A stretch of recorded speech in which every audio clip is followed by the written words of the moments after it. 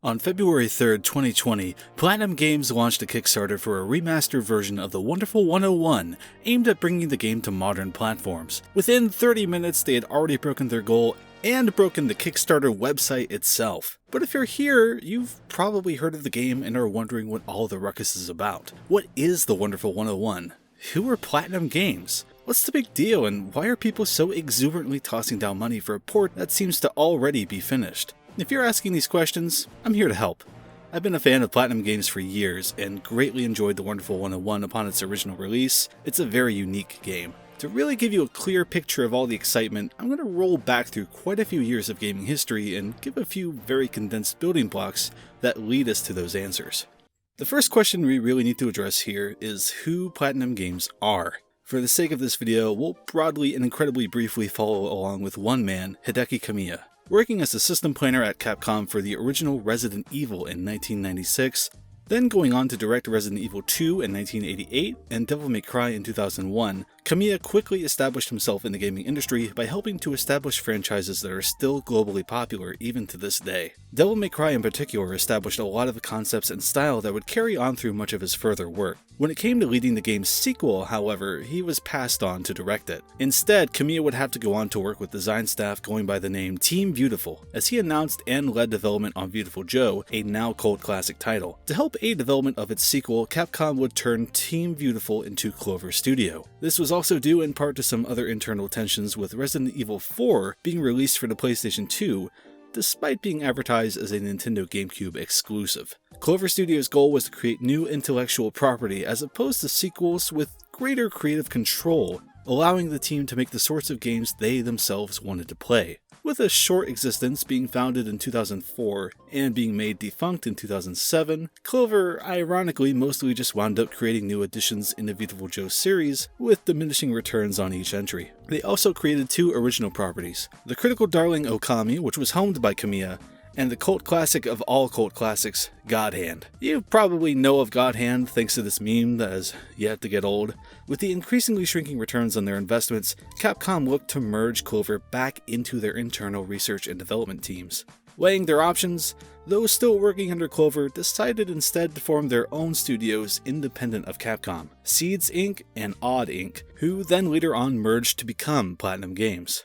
Once again seeking to create original intellectual property, they announced a 4-game partnership with Sega in 2008, leading to the releases of Mad World, Infinite Space, Bayonetta, and Vanquish. Bayonetta and Vanquish in particular did a lot to establish the studio's identity, being stylish action games that reward players who put the time in to learn combos, hidden underlying mechanics, enemy patterns, and specific timings, with high scores, ranks, and an immensely impressive array of cool visual splendor. All this while providing easier difficulties for less experienced players to still be able to get in and have fun, still looking cool all the while. Bayonetta's template in particular seems to have laid the groundwork for most of their titles since, with light and heavy combo systems integrating with last-second dodges to slow down time. Bayonetta was Kamiya's baby through and through, feeling like a long-lost Devil May Cry he never got to make. By the way, just while we're here, Bayonetta and Vanquish both are incredible games, and you should look into playing them, either on Steam or maybe through this nifty Anniversary Edition releasing soon.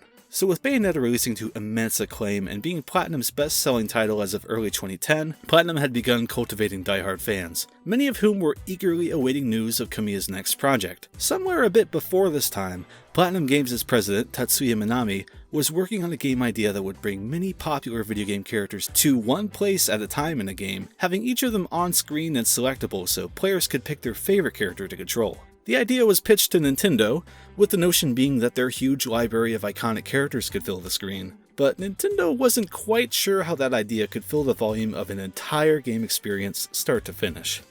Kamiya was also unsure that the many conflicting elements of the different series could gel well together. When returning to the idea some years later, Kamiya chose to go with the Japanese henshin transforming theme, where a small group of characters come together and morph into various weapons and objects. You probably know about Power Rangers, and without getting too deep into it, that's the basic idea in a nutshell. With this idea in place, the overall tone became that of an American comic book hero vibe, while still maintaining plenty of that deliciously addictive Japanese charm. And on top of it all, the idea of controlling 100 characters was finalized. This project was initially planned for the Nintendo Wii, but became locked in as a Nintendo Wii U exclusive and announced as such in 2012's E3 event, and released to positive reception in late August 2013 for most territories, except for North America, who received it in the middle of September. The Wonderful 101 included a lot of Kamiya's staples: saying the game's name at the title screen, stages giving you a score and letter grade upon completion, varied combos, frenetic action, cheesy but affable characters, references to old video games, and a killer final boss fight. No spoilers here, of course. With an isometric viewpoint, players lead the Wonderful Ones through a variety of locations in danger from the Geth Jerk Federation, an invading terrorist alien species. In each location, the players can find citizens in need of help and recruit them to join their force. These additional heroes help fill a special gauge that allows the player to draw shapes on their Wii U gamepad, creating weapons comprised of these heroes. It's weird, and it's tricky at first to balance that movement in combat, but with some practice it becomes second nature. Becoming adept and proactive with the weapon variety alongside dodging enemy attacks is the key to getting better ranks in the Wonderful 101's levels, and a lot of the fun stems from playing the game's missions over and over to better learn from enemies in the pursuit of mastery. The game is just steeped in an immense amount of charm, too, with cartoony, vibrant visuals really doing a lot to sell the game's intended comic book aesthetic. The characters pull a lot of the weight here, too. Wonder Red is the typical fearless leader, Wonder Blue is a friendly rival of sorts, always looking to outdo Wonder Red, Wonder Green is a rude middle schooler who is, somehow an expert with firearms? Yeah. Basically, it's a lot of usual character tropes mixed in with some oddballs. And the more familiar you are with Sentai, the more you'll enjoy the way these characters derive from those stereotypes. But even if you have no familiarity, they're still great fun regardless. The game really just has all the perfect ingredients for a hardcore gaming audience to latch onto and herald as a beloved cult classic. However, there were a number of things working against the Wonderful 101. For starters, it's just kind of a challenging game to market. There are so many characters on screen and contextual uses for them that it's just a bit hard to immediately read as part of a trailer with lots of fast cuts. Kamiya himself edited together a trailer for the game that's over 7 minutes long, which I think says a lot. It's really the type of game that clicks once you get your hands on it, but sometimes that click is very hard to convey through a video. Secondly, this is admittedly less of a factor for a lot of reasons, sure, but here in the States, the game did come out just a couple days before Grand Theft Auto 5. No game should ever have to come out the same week as a GTA does, it's just not fair to them. But most damning of all, the game came out on the Wii U, a console that only sold 13.56 million units in its lifetime, let alone how few had been sold by the game's release a year after the console's launch. A niche game releasing on a niche system is really only good for being a vanity project to help attract the core crowd. On a console that had more units in the wild, a game like the Wonderful 101 releasing isn't a bad idea since there'd be enough core buyers there to help prop it up. But when the game came out, there weren't even 4 million Wii U's in customers' hands. Understandable too, since honestly not many games came out in that time. I bought a Wii U in December 2012 and then spent most of 2013 just kind of twiddling my thumbs waiting on games to actually come out. There wasn't much to entice someone to jump into the ecosystem, and as cool as the game itself is, not even the unite hand of 100 heroes could prop up a system with that game's lineup. There aren't any hard, reliable sales figures for the game, but it's hard to imagine that the title saw much of a return for Nintendo, if any. This has all led to a lot of fans of the game believing that it deserved better than to be left behind on the Wii U, that if it could just get ported to a more modern platform like the Switch or onto the PC, that it could find the core audience it was always destined for. And those years of steadily building hunger leads us to the present day. After light amounts of Wonderful 101 related teasing over the past few years, rumors started bubbling around the start of February that we'd soon be seeing a Kickstarter from PlatinumGames. The whole trend of developers coming to Kickstarter with game pitches kinda went out of favor a few years back, so it was an interesting rumor.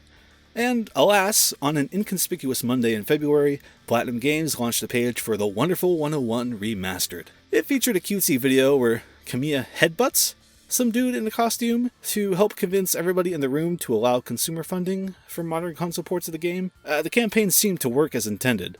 It was funded near instantly, temporarily crashed the Kickstarter website, and raised just short of $1 million in about 12 hours. Seemingly, the port work for the game is already done, as the projected release date is just a couple months later in April. Realistically, at least the Switch version has to be close to finalized by now. By my best estimation, the work was already put in, and the initial goals funds would help cover whatever licensing and certification fees are in place, with additional stretch goals to cover a PC version, a PS4 version, and ones beyond that being put toward free DLC for all versions of the game. The Kickstarter page and PR has had involvement with Danjan Entertainment, a company that, you should probably just Google at this point, so it's an odd spot to be in. There's plenty of physical backer rewards available at higher tiers, but it truly does just seem to boil down to a glorified pre-order option, possibly done for marketing purposes.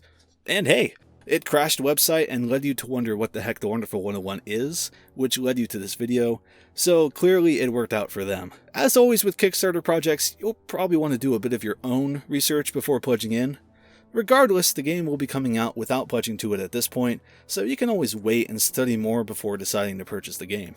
This crowdfunding campaign has some slight sour notes to it, but the game itself is rock solid, and assuming the port job is just as solid, the game itself is absolutely worth your time. As one of PlatinumGames' quirkier and more colorful original properties, it will always stand out in the crowd, and rightfully so. How do you feel about the Kickstarter campaign? Have you pledged to it? Did you already play the game on Wii U? Did you pledge anyway despite already playing it on Wii U? Is this the first time you've heard of the game? Let me know. I'm curious to hear a wide spectrum of thoughts on this game and campaign. Regardless, hopefully this helped you figure out what the Wonderful 101 is and why you're hearing about it all of a sudden. If you enjoyed this video, please consider subscribing to my channel for more videos on these games. Otherwise, take it easy, and I'll catch you all next time. And if you'd like to see your name with all these fine folks, just head on over to my Patreon. Thanks.